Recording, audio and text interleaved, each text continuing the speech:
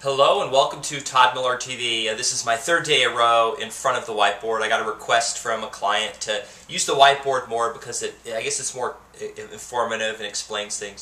So the last two videos I talked about Freakonomics and statistics, and I want to go over some statistics and explain why they're very powerful tools, especially in real estate. So you probably see that most of the time when they talk about what happened in real estate or what's going to happen, they use statistics. They take these analyses, they just take numbers and they crunch them. Sometimes they don't think, sometimes they're not looking at what they're really doing. I'm going to give you one of the numbers they use, what it means, and then how it can change for no reason at all. And that means no reason for it to change, but it's a different number. And it's called a median. Now, some of you think when you hear median, if you don't have a statistics background, that's like an average. Well, it's not an average. Median means middle. And so let me give you an example. So I've got 5 numbers up here. We'll just, for our sake, they could be numbers or they could be home price sales in thousands of dollars. Okay? So we've got 80, 100, 120, 125, and 130. So this could be an $80,000 sale, $100,000, 120, 125, 130. And we'll just say this is in a neighborhood. We'll keep it hyper-local. It's in one neighborhood.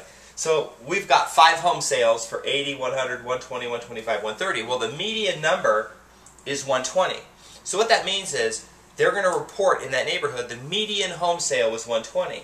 Well, that's not the average, because if you can see here, this 80 is a lot less than the difference. That 40 difference is a lot less than this 10 difference. So the average is actually going to be down here somewhere. No, our average is going to be closer to 110, but they don't use average, they use median. This is why median is sort of a dangerous number. Okay, let's say that the next year these houses all sell to a new person for the exact same amount. They don't change. This house sells for 130, this house 125, and these houses sell for this amount. Okay, you're going to say home prices didn't go up, values didn't increase. But what if some 2 new people sold their houses that weren't included in these houses? They were just different people. Let's say that 2 new people, one person sold their house for 140, and one person sold their house for 142. Okay? Well, the median now, because we have 7 numbers, is this. So what happened was these houses all sold, the same house, to a different person for the same amount of money.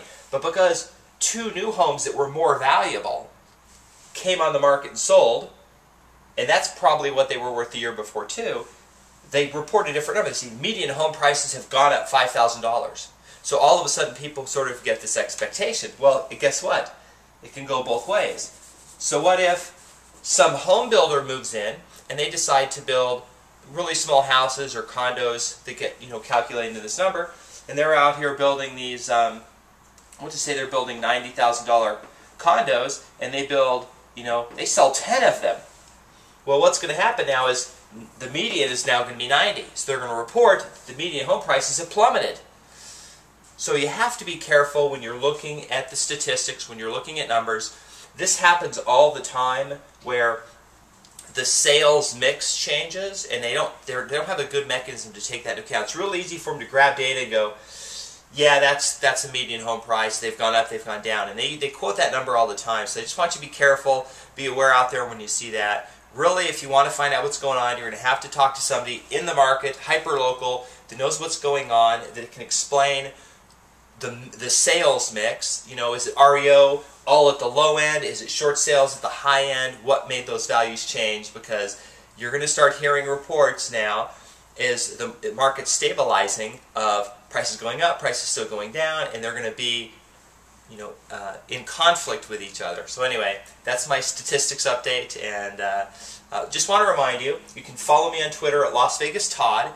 If you go to toddmillertv.com, if you're watching this on YouTube and you go to toddmillertv.com, there's a place you can put your email address. Every time I do a video, it'll shoot out an email to you, and there's my cell phone number. So if you want to subscribe and watch the videos, that would be great too.